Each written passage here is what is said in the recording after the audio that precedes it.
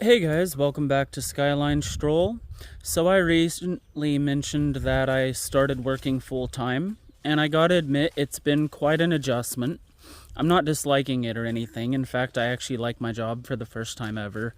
But what I will say is it's still been an adjustment. My sleep schedule's been knocked off kilter a little. I'm not getting as much done during a week as I would like, and I also just feel behind on energy, and like my to-do list is starting to get a little scrambled by the change in schedule.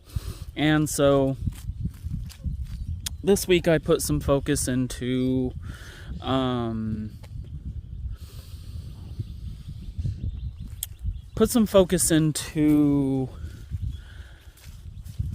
on paper, taking control of my week again. So I'll admit, the first 2 weeks of working full time have had me feeling a little off balance, and I think that's normal. I mean, when you're working long hours, especially if you're in customer service, you spend a long time just kind of with your social mask on, and just generally doing other things other people want done, and spending time outside of your own comfort zone and your own peace and quiet. So when you get your couple of days off a week, you really want to use them to try and catch up on rest and relaxation, which is totally fair.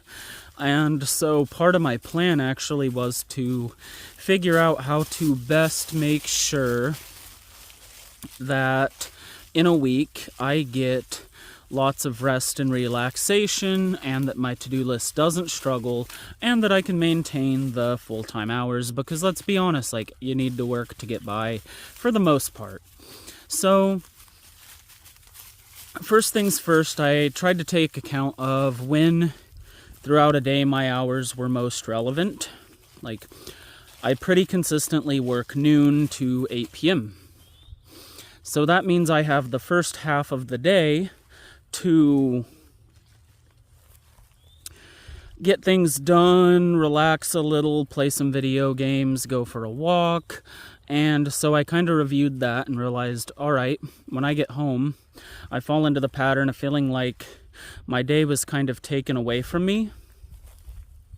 And since I feel like my day was kind of taken away from me, I kind of stay up late and watch some TV or some extra YouTube, or I sort something in my room that totally can wait till later. And I stay up, and I'm up at midnight, close to 1 a.m. And because of that, what happens is I don't get up as early in the morning, right? And when I don't get up as early in the morning, the fact that I don't work until noon ends up working against me, because when I get up at 11, I don't have 3 or 4 hours to get things done in the morning. It's time to get ready for work.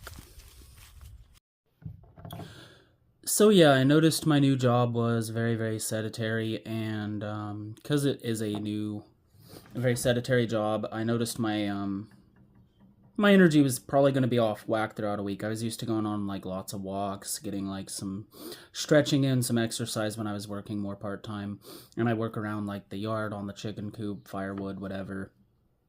But I noticed that when I was working multiple days in a row, when I was part-time still, I was quite sore and tired on my days off after. And it was because the job was just real sedentary. It's a whole lot of sitting there sorting cards, dealing with customers, and there's nothing wrong with that, but I needed to plan for it. So 2 weeks ago, when I started working full-time, I also said, all right, let's get the gym membership right away and prioritize getting a workout in with every other shift. I think right now, with how my schedule is, I can't realistically work out every day. I used to love doing that, but I just can't do it right now. But I can make time for it 3 or 4 times a week, and go for a walk in addition to that, or 2, separate, longer one. So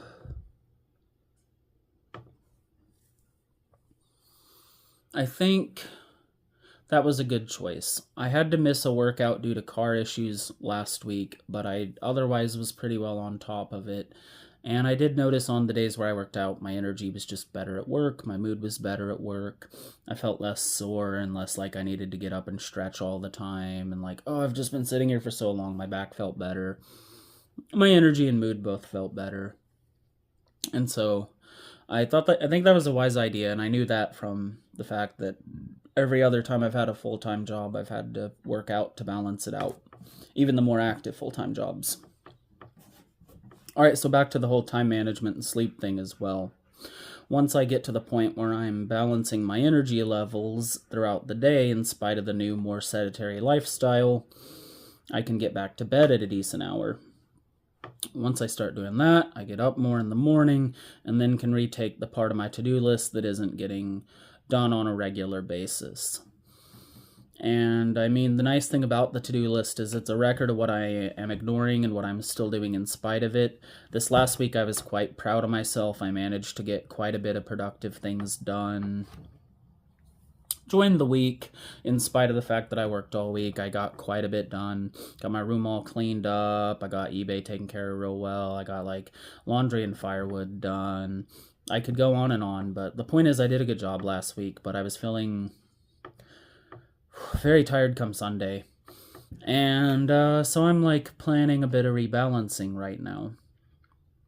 So as you know, today's topic is balancing a full-time work week and making room for what you need to do outside of work that's productive and still having time for rest and relaxation, because enjoyment, satisfaction, enrichment, they are important parts of life. You as much as we all want to say we can just get by, we need this stuff really to be our best selves, guys. So I'm not saying you should spend your last dollar on a concert. I'm saying you should plan how to afford a concert.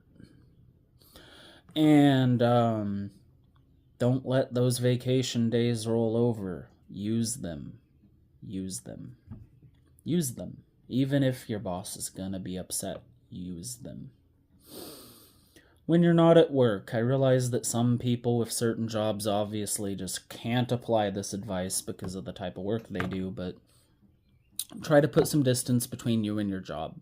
It shouldn't be the thing primarily on your mind when you're not at work.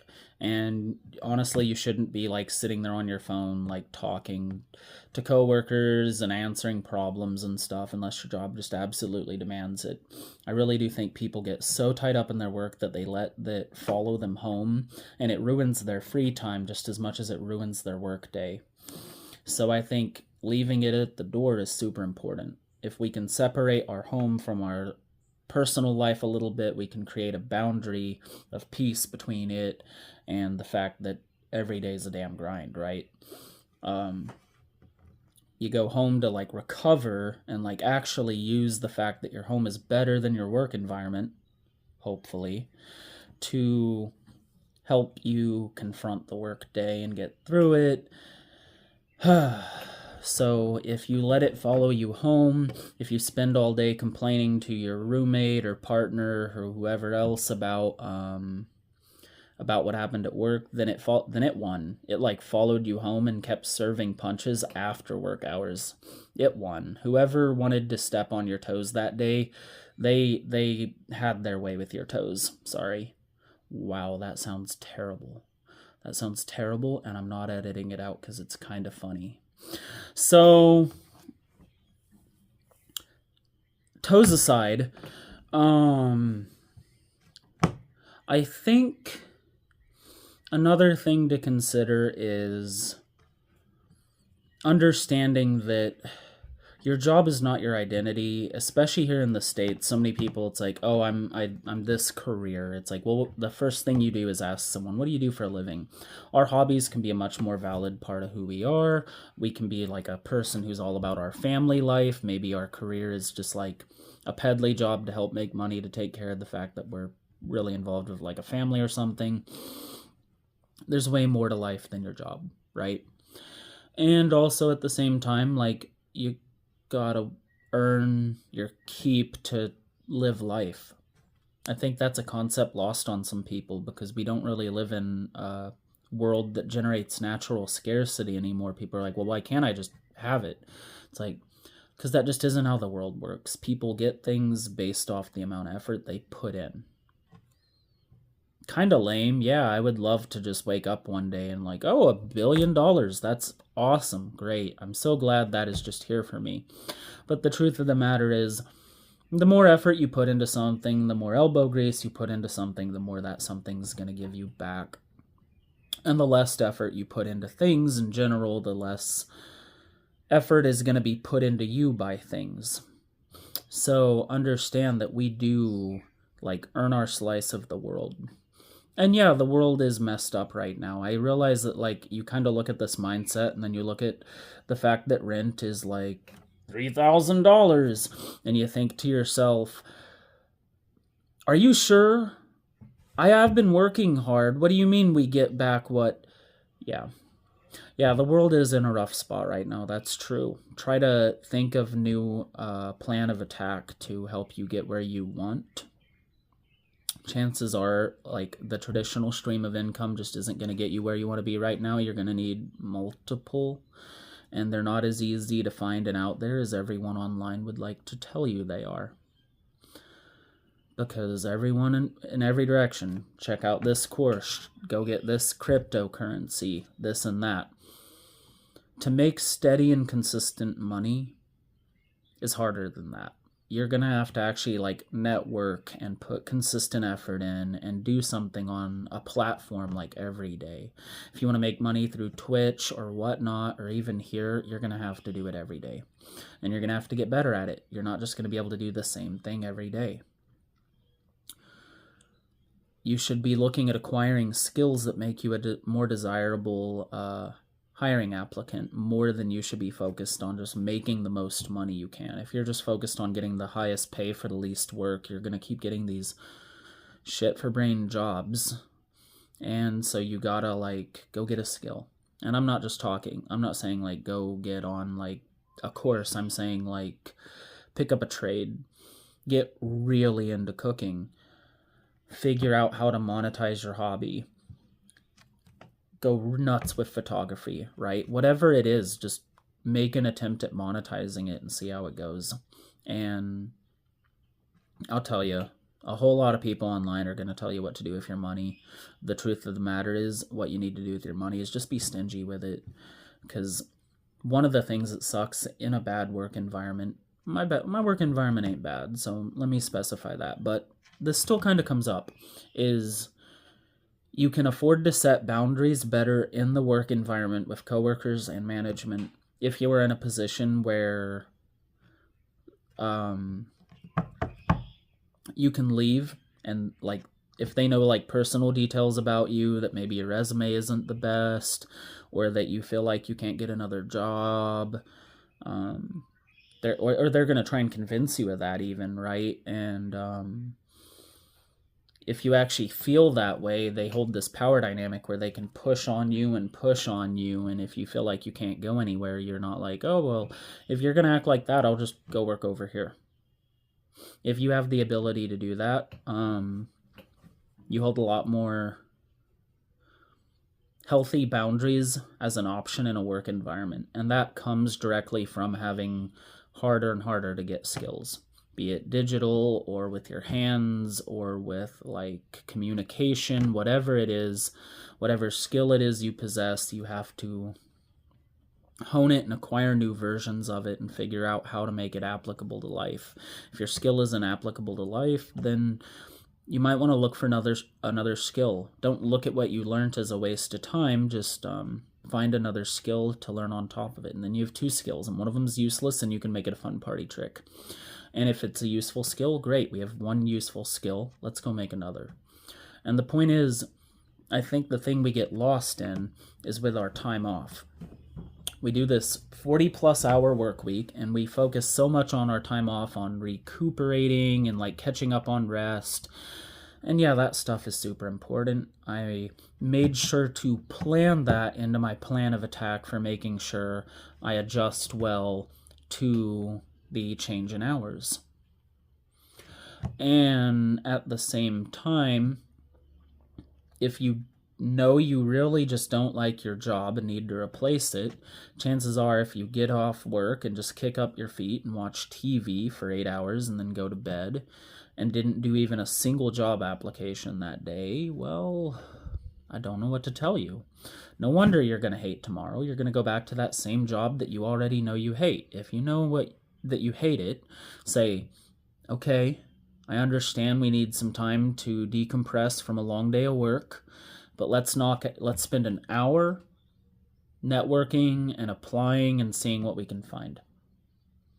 Then we can go decompress and make yourself do these hard things today so tomorrow you can have a little bit better life. It was like when I was talking about getting better at caring for yourself and becoming your own caretaker. This is kind of a part of that, just saying, okay, I'm my own master. Nobody else is going to go get up and do those dishes. They're my dishes. I'm the one who used them. Let's just get them done, right? And when you do that, you reinforce to yourself that you take care of business, that you take care of yourself, that you are capable. And when you start small, yeah, that's great. That's something. It starts by, yeah, I can do this. Well, what else can I do? And what you do is you just set a slightly bigger goal each day, right? So right now, for example, with the work environment, I kind of feel like I need to allocate like 3 days out of the week total to just mostly decompressing and doing a couple of light chores.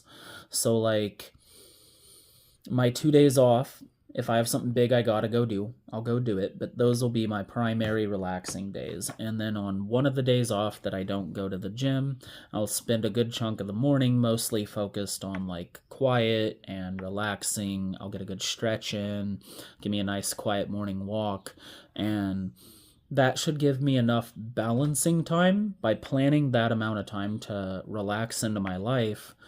All of those mornings for the rest of the week where I have several hours before I have to head out for work, I can spend those mornings focused on getting things done, getting another video uploaded, getting the kitchen clean, getting my room clean, getting my taxes filed, whatever it is. You get the point. I can actually sit down and focus on it.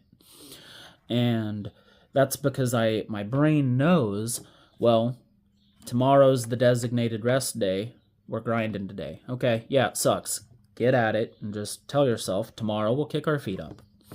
And then when tomorrow gets here, what do? Unless something urgent has come up, I kick my feet up. And that way I've reinforced my brain. Here it is. See, I told you, we'll kick our feet up here in a minute, right? And we are. And the more you can learn to trust yourself on taking action and taking in action, the more you can kind of judge opportunities and take better steps forward in your life and slowly end up in a job that doesn't make you want to go play in traffic. So get a piece of paper out and actually like write down what your hours look like, when you have the most allocated free time, what responsibilities are getting ignored because of where your work schedule lies in the week right now. Write all that out and then write with it like plans of attack to address it. Like, okay, I can do this to make sure this keeps getting done. I can do this to prevent burnout. I can do this for enrichment. I have time for this on this day, right? Just write it all out. Make a plan of attack for working. Because, yeah, working is a damn grind. It's a rough time. It can be. You can have some real hard jobs that are very demanding. And we got to get by. So, like, and think about it. Like, video games. Let's use that as an example, okay? Like, even in our favorite video game, there's probably a level you just dread. You don't want to do it. You're hoping to just speed through it when you get to it. And it doesn't make you hate your favorite video game. You're just, while you're doing that level, you're looking forward to getting to the next part. Try to apply that to real life, where with a little more patience, you can be all like, so this is the level I don't like, but I got to get through it to get to the next level anyway, right? So you can kind of apply some of this gamer logic. Wow, that made me feel old. To making work for you, not just against you. Because I'll tell you what, it does feel good having an income. And it's getting harder and harder to hold and lock down a job now. So you gotta really, like, stay ahead of the curve and be an optimal candidate, really, if you want to get work. And just looking for jobs online, putting in the effort isn't enough. You got to know people, you got to know where the jobs are, and you got to get more creative with finding the jobs, because the jobs are changing quick. So keep an eye open, be ready for new opportunities. If something's too good to be true, it probably is. And balance that week out. Even with that long grind that you know you're gonna do, like the sun rises and sets, you're gonna be there where you don't want to be. Just make a plan of attack. I know I like to be outside and I work indoors. And so on nice days when I'm driving to work, I'm sitting there looking at the clouds and the nice day, and I'm like, I want to go sit in the game store. I want to frolic in the woods. Easy solution. I could have took a walk in the woods at 9 a.m. that day if I would have been up and not sitting on my ass, right?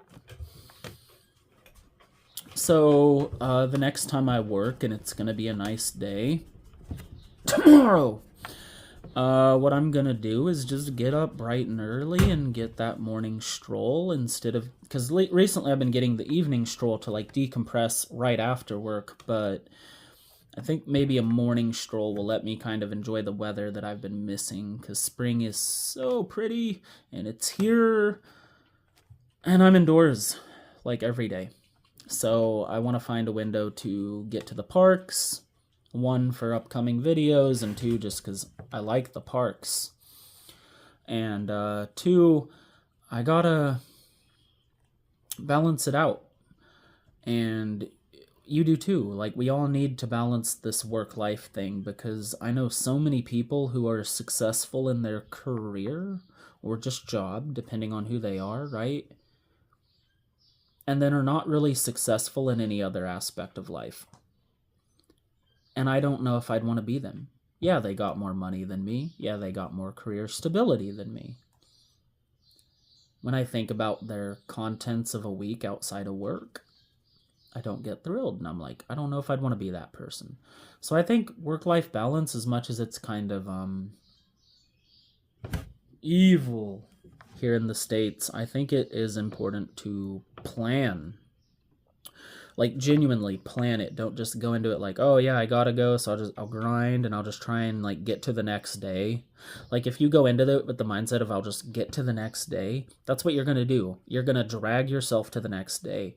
If you go into it with the mindset of you're going to conquer this day and make the most of it and do all the steps you can to make this day make the next one better, you'll slowly move towards better and better objectives, even if right now you don't see any positive outcomes or doors opening, positive path forward. Like, just keep moving towards it one day at a time. And that'll help you out a lot. That'll really get you where you need to be. And if you're like me and are kind of free-spirited and like to do your own thing, the 40-hour week is, well, it's crushing even when you like what you're doing. So I am having to make just a plan of attack to make it work for myself and not just break down my mood and my ability to stabilize the rest of my life.